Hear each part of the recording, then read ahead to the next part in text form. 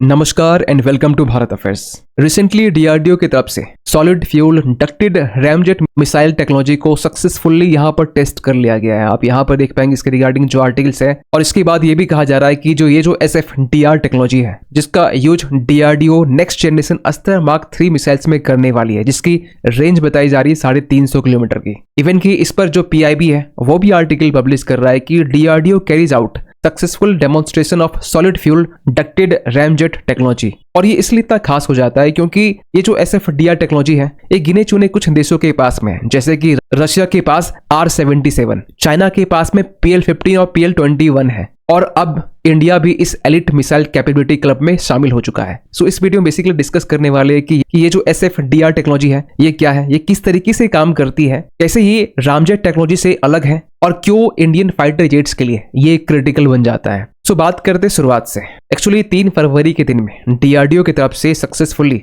Solid fuel ducted ramjet propulsion systems का test fire किया जाता है उड़ीसा के चांदीपुर से, और इसे अपने आप में एक मेजर माइलस्टोन कहा जा रहा है इंडियन मिसाइल टेक्नोलॉजी के लिए, क्योंकि और इसको लेकर डीआरडीओ की तरफ से भी ट्वीट किया गया कि ये जो SFDR टेक्नोलॉजी है इसे सक्सेसफुली टेस्ट कर लिया गया है from the integrated test range Chandipur से। वैसे पहले आपको ये बता दें कि आज के टाइम में रशिया और चाइना इन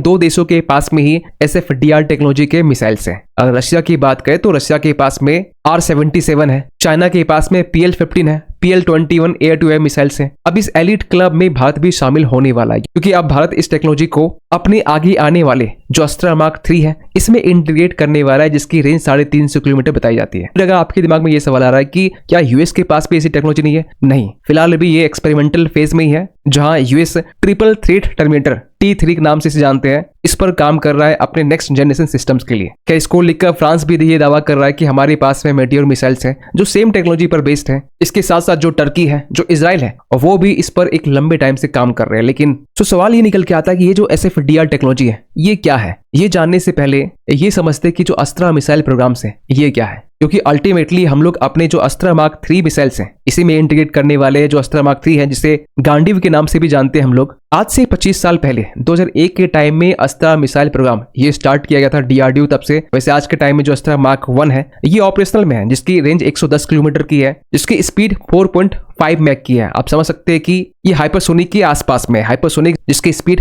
5 मैक की कही जाती है। और ये जो अस्त्र मिसाइल्स है ये भारत का पहला इंडिजिनसली डेवलप किया हुआ एक beyond visual range air to air missiles है, जिसे डिजाइन किया गया है डीआरडीओ की तरफ से, जिसे मैन्युफैक्चर करती है भारत डायनेमिक्स लिमिटेड की तरफ से। वैसे अस्त्र मार्क 2 जो है ये फिलहाल अभी डेवलपमेंटल फेज में है, जिसकी रेंज 160 से 200 किलोमीटर की बताई जाती है, जिसके बारे में भी कहा जा रहा है कि 2026 तक में इसकी पहली टेस्ट फायरिंग की जाएगी। वहीं अस्त्र मार्क 3 के बारे में बात करें, जिसकी रेंज बताई जाती है 350 किलोमीटर की, और इसी अस्त्र मार्क 3 के लिए डीआरडीओ की तरफ से solid fuel ducted ramjet technology का यूज किया गया है, ताकि मिसाइल्स को और भी सस्टेन बनाया जा सके। मींस SFDR जो है एक मिसाइल प्रोपल्सन सिस्टम ही है, जिसका यूज हम लोग अपने long range air to air missiles में करने वाले हैं। अगर आसान भाषा में इसे समझे तो पहले आपको रैमजेट इंजन जो है वो समझना होगा। देखिए एक्चुअली होता ये है कि हम लोग जो अपने ट्रेडिशनल मिसाइल्स इंजन है उसमें फ्यूल के साथ साथ ऑक्सीडाइजर भी होते हैं, क्योंकि फ्यूल को बर्न करने के लिए हमें ऑक्सीजन की रिक्वायरमेंट होती है। तो जो रॉकेट इंजन होते हैं तो उसमें फ्यूल के साथ साथ जो ऑक्सीडाइजर है वो कैरी की जाती है।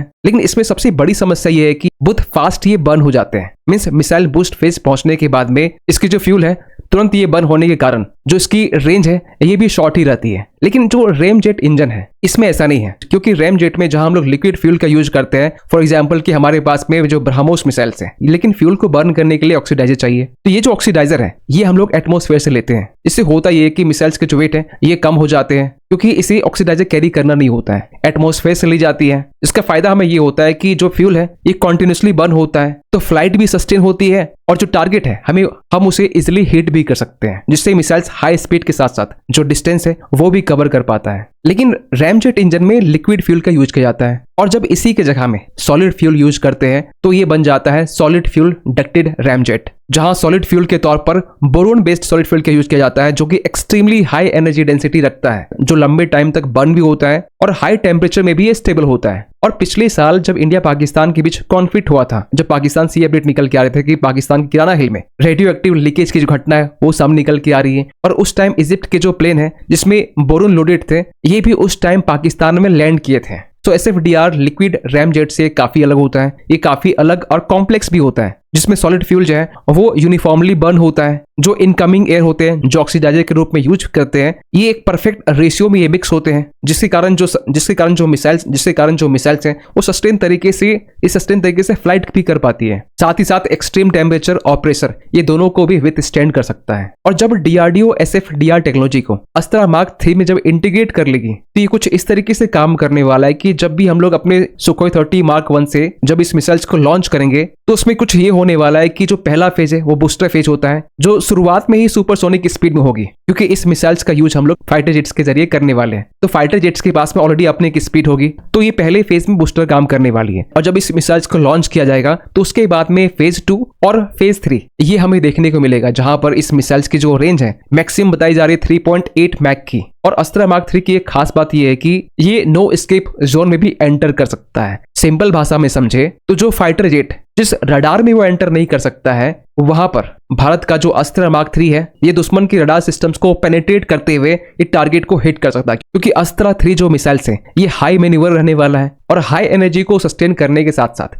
ये टारगेट को हिट कर सकता है। और इसका सबसे बड़ा एडवांटेज मिलने वाला है इंडियन एयरफोर्स को, क्योंकि आपको बता दें कि जो SFDR टेक्नोलॉजी है ये हमारे नेक्स्ट जनरेशन जो इंडियन BB RAM है, means beyond visual range air to air missiles है, इसे एक एक्स्ट्रा बूस्ट देने वाला है। जहां हम लोग ऑलरेडी अस्त्रा मार्क 1 को यूज कर रहे हैं, वहीं मार्क 2 आने के बाद में हम लोग इस टेक्नोलॉजी को हम लोग वहां भी इंटीग्रेट कर सकते हैं। तो आगे आने वाले टाइम में जो भी मिसाइल्स यहाँ पर बनाए जाएंगे, चाहे अपग्रेडेड अस्त्रा मार्क 1 हो या फिर मार्क 2 या फिर मार्क 3 है, ये सभी SFDR टेक पर बेस्ड रहने वाले हैं। और इस मिसाइल्स का जो यूज है हम लोग राफेल के जरिए, सुखोई 30 मार्क 1A के जरिए, तेजस मार्क 1A, तेजस मार्क 2, इवन की फ्यूचर में आने वाले जो आम का है उसके जरिए भी हम लोग कर सकते हैं। अब सवाल ये निकल के आ रहा है कि जो अस्त्रा मार्क 3 है जिसके बारे में हम लोग इतना बात कर रहे हैं, ये कब आने वाला है? तो DRDO ने पिछले साल दिसंबर के महीने में ये सिग्नल दिया था कि 2029 तक में हमारे पास में SFDR technology based अस्त्रा mark 3 missiles को ऑपरेट करने की काफी संभावना है। और पिछले साल दिसंबर में ये भी अपडेट निकल के आया है कि मिनिस्ट्री ऑफ डिफेंस की तरफ से 79,000 करोड़ का जो प्रपोजल है ये भी क्लियर कर दिया गया है, जिसमें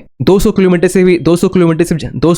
भी ज्यादा रेंज की जो अस्त्रा मिसाइल्स है और 100 किलोमीटर रेंज की जो पिनाका रॉकेट्स है इसे परचेज किया जाएगा। इवन यहाँ तक कि DRDO की तरफ से ये भी कहा गया कि जो अस्त्रा मार्क 2 है जिसे इसी साल फाइनली टेस्ट करने की बात की जा रही है, जिसकी रेंज 160 किलोमीटर के आसपास में, लेकिन DRDO ने यहाँ पे कहा कि हम लोग इसकी रेंज को बढ़ाकर 220 किलोमीटर तक करने वाले और इसके बाद